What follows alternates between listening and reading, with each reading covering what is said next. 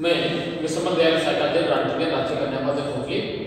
आज हम लोकतंत्र के बारे में अध्ययन करेंगे कि लोकतंत्र का आशय क्या है, उसका अर्थ क्या है और विभिन्न राजनीतिक विचारों के द्वारा लोकतंत्र को किस प्रकार से परिभाषित किया गया है और लोकतंत्र की कौन कौन सी उपाय जाने हैं।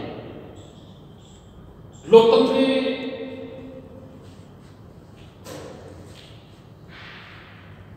अंग्रेजी भाषा के डेमोक्रेसी शब्द का हिंदी रूपांतर है, जिसकी उत्पत्ति ग्रीक भाषा के डेमोस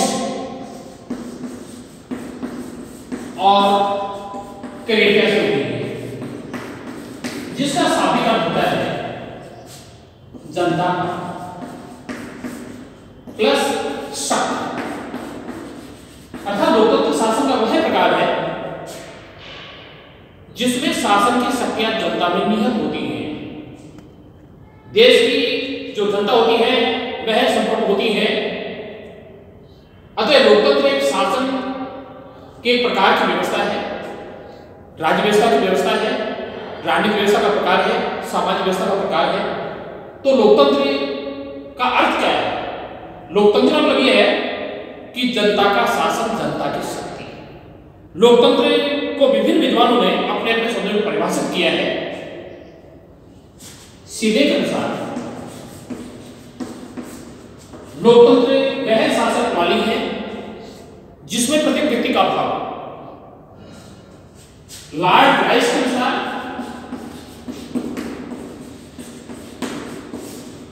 लोकतंत्र वह शासन प्रणाली है जिसमें राज्य की शक्ति किसी वर्ग विशेष अथवा समूह विशेष के हाथों में निहित न होकर के संपूर्ण समाज के सदस्यों के हाथों में निहित होती है।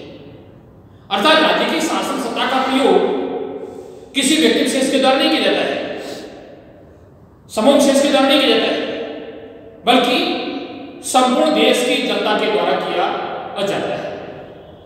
ग्रीक विद्वानों के अनुसार लोकतंत्र वह शासन प्रणाली है जिसमें सभी का भाग, अर्थात जो शासन की जो शक्ति होती है किसी व्यक्ति विशेष के हाथ में निहित नहीं होती है, समूह विशेष में निहित नहीं होती है, बल्कि संपूर्ण समाज के सदस्य में निहित होती है। आज तक लोकतंत्र की सर्वमान्य जो परिभाषा दी गई है डॉक्टर अब्राहम लिंकन के अनुसार लोकतंत्र को परिभाषित करते हुए कहा है कि लोकतंत्र वह शासन प्रणाली होती है, वह शासन प्रणाली है जिसमें जनता का, जनता के द्वारा और जनता के लिए शासन होता है। कहने का मतलब यह है कि लोकतंत्र में जनता संप्रभु होती है, शासन की अंतिम शक्तियां जनता के हाथ में निहित होती हैं। यद्यपि जनता के द्वारा इन शक्तियों का प्रयोग अपने जनप्रतिनिधियों के माध्यम से किया जाता है।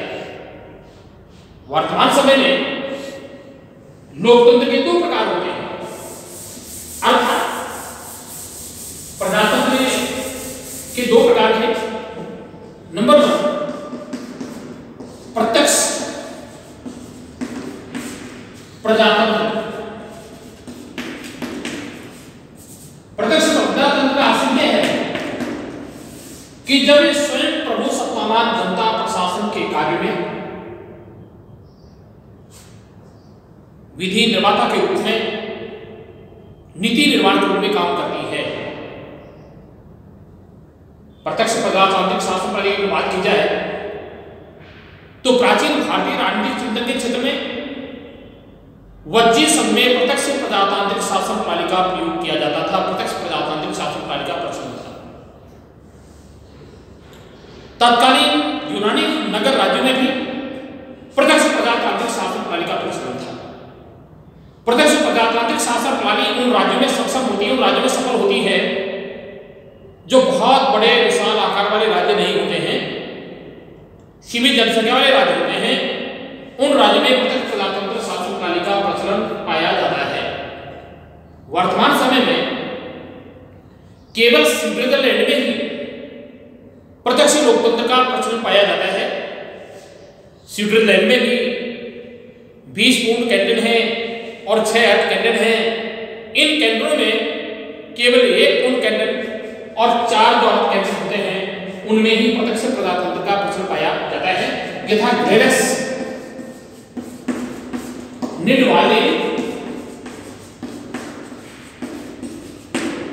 और वायलेन,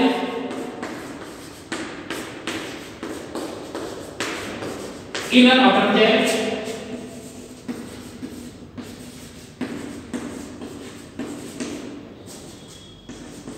और आउटर अपेंडेज, ये 5 केंद्र होते हैं।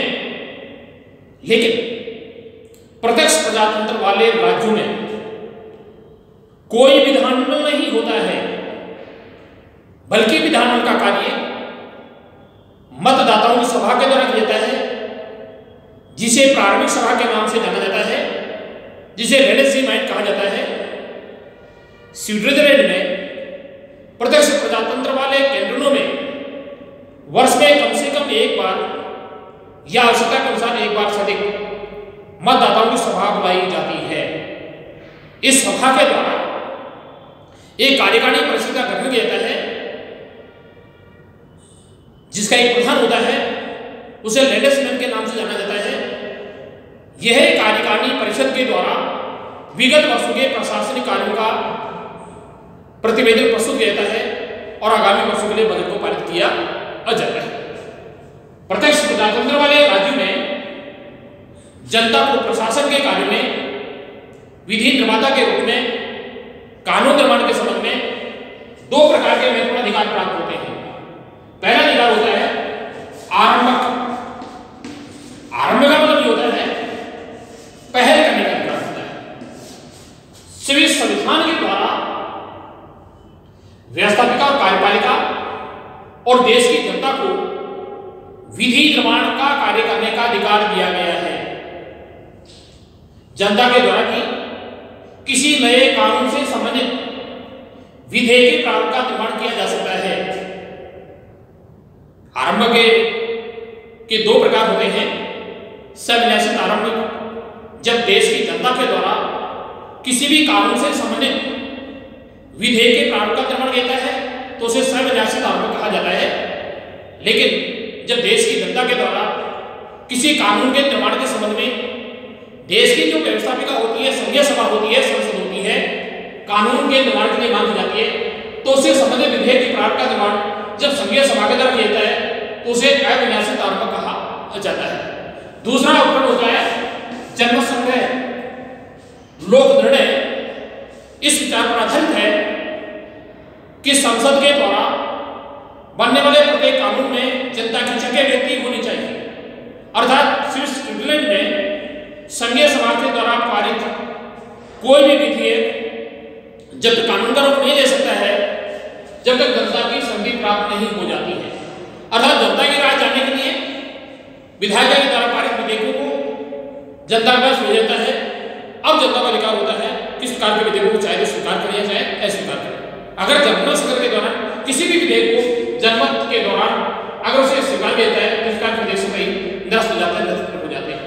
जनमत संग्रह की जो लोक निर्णय होते हैं इसके भी 2 प्रकार होते हैं। एक अनिवार्य लोक निर्णय होता है, कुछ प्रकार के विधेयक होते हैं जो संविधान में संशोधन संबंधी विधेयक होते हैं, उन्हें जनमत संग्रह के लिए आवश्यक होते हैं दल में भेजा जाता है, उसे अनिवार्य लोक निर्णय कहा जाता है। लेकिन उस प्रकार के कुछ विधेयक होते हैं जिनको जनता के द्वारा मांग करने के बाद ही जनमत संग्रह हेतु जनता में भेजा जाता है, इसे ऐच्छिक लोक निर्णय कहा जाता है।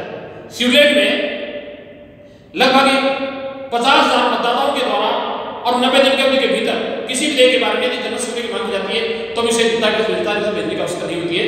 इस प्रकार के लोक निर्णय को ऐच्छिक लोक निर्णय कहा जाता है। तो कहने का यह था कि प्रत्यक्ष प्रजातंत्र में स्वयं प्रमुख सत्तावान जनता होती है, प्रशासन के कार्य में विधि निर्माता के रूप में विधि निर्माण के कार्य में भाग लेती है, इसे प्रत्यक्ष प्रजातंत्र कहा जाता है। लेकिन वर्तमान समय में केवल स्विट्जरलैंड में ही प्रत्यक्ष प्रजातंत्र का प्रचलन पाया जाता है, बाकी अन्य राष्ट्रों में प्रतिनिधित्व लोकतांत्रिक शासन प्रणाली को अपनाया गया है। तो प्रजातंत्र का पहला जो प्रकार है प्रत्यक्ष प्रजातंत्र, और दूसरे प्रकार की बात करते हैं अप्रत्यक्ष प्रजातंत्र या प्रतिनिधित्वात्मक लोकतंत्र।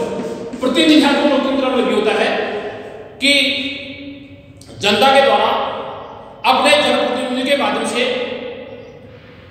प्रशासनिक कार्य में भाग लिया जाता है। विश्व के अधिकांश राष्ट्रों के द्वारा प्रतिनिधित्वात्मक लोकतांत्रिक शासन प्रणाली को अपनाया गया है, क्योंकि प्रत्यक्ष प्रजातांत्रिक शासन प्रणाली में बहुत सारी कठिनाइयां होती हैं। इस कारण की कठिनाइयों से बचने के लिए प्रतिनिधित्वात्मक लोकतांत्रिक शासन प्रणाली को अपनाया गया है। अब बात करते हैं लोकतंत्र के गुण। आज विश्व के अधिकांश राष्ट्रों के द्वारा लोकतांत्रिक शासन प्रणाली को अपनाया गया है। इस लोकतांत्रिक शासन प्रणाली में बहुत सारे गुण पाए जाते हैं, जिनका वर्णन अग्रांकित बिंदु के अंतर्गत किया जा सकता है। नंबर 1, राजनीतिक प्रशिक्षण में सहायक। कहने में मतलब यह है, अन्य शासन प्रणाली की तुलना में प्रत्यक्ष प्रजातांत्रिक शासन प्रणाली में डायरेक्ट डेमोक्रेसी गवर्नेंस सिस्टम में देश की जनता को राजनीतिक विषयों के बारे में आधिकारिक संख्या में मात्रा में प्रशिक्षण प्राप्त होता है, क्योंकि लोकतंत्र में सदैव स्थानीय स्तर से लेकर के केंद्रीय निकायों के लिए चुनाव का दौर चलता ही रहता है। चुनाव के दौरान जनता को देश की महत्वपूर्ण सामाजिक आर्थिक जो राजनीतिक स्थिति होती है, प्रमुख राष्ट्रीय समस्याओं के बारे में जानकारी प्राप्त होती है और चुनावी सभाओं के माध्यम से देश की जनता को राजनीतिक विषयों के प्रति जागरूक करने की कोशिश की जाती है। इलेक्ट्रॉनिक वोटिंग मशीन के बारे में संपूर्ण से जानकारी प्राप्त होती है। सभी राजनीतिक दलों की विचारधाराओं की, उनके कार्यक्रमों से, उनकी नीतियों के बारे में जनता को रूबरू होने का अवसर मिलता है। तो कहने का मतलब यह है कि यहाँ पर लोकतांत्रिक मूल्यों के आधार, लोकतांत्रिक तरीकों के आधार, लोकतांत्रिक आदर्शों के आधार देश में जन जागरण चलाने का कार्य किया जाता है। तो प्रत्यक्ष प्रजातंत्र हो चाहे प्रतिनिधित्वात्मक लोकतांत्रिक शासन प्रणाली हो, प्रजातंत्र की सबसे बड़ी विशेषता यही है, सबसे प्रमुख यही पाया जाता है कि देश की जनता को अधिकाधिक मात्रा में राजनीतिक प्रशिक्षण प्राप्त होता है। इसलिए प्रजातंत्र में शासन सत्ता के मुद्दे क्रांति होने की बहुत कम संभावनाएं होती हैं, क्योंकि जनता और सरकार के बीच कम्युनिकेशन गैप नहीं होता है, सदैव संवाद की स्थिति बनी रहती है। और यही कारण होता है कि देश आर्थिक दृष्टि से बहुत अधिक उन्नति कर जाता है। प्रत्येक व्यक्ति की जो गरिमा होती है, जो उसकी डिग्निटी होती है, प्रत्येक व्यक्ति को सभा और सम्मेलन करने का पूरा अधिकार होता है। अर्थात राज्य के द्वारा सुविधाएं प्रदान करते समय धर्म, नस्ल, जाति और लिंग के आधार किसी प्रकार का भेदभाव नहीं किया जाता है। यही कारण है कि लोकतंत्र में, प्रजातंत्र में जनता को अधिकाधिक मात्रा में राजनीतिक प्रशिक्षण प्राप्त होने की संभावनाएं होती हैं। देश की जो महत्वपूर्ण स्थिति होती है, देश प्रमुख जो राष्ट्रीय समस्याएं होती हैं, उन समस्याओं के बारे में जनता को अधिक मात्रा में जानकारी केवल प्रजातांत्रिक शासन प्रणाली में प्राप्त होती है। बाकी अपन कल करेंगे। धन्यवाद।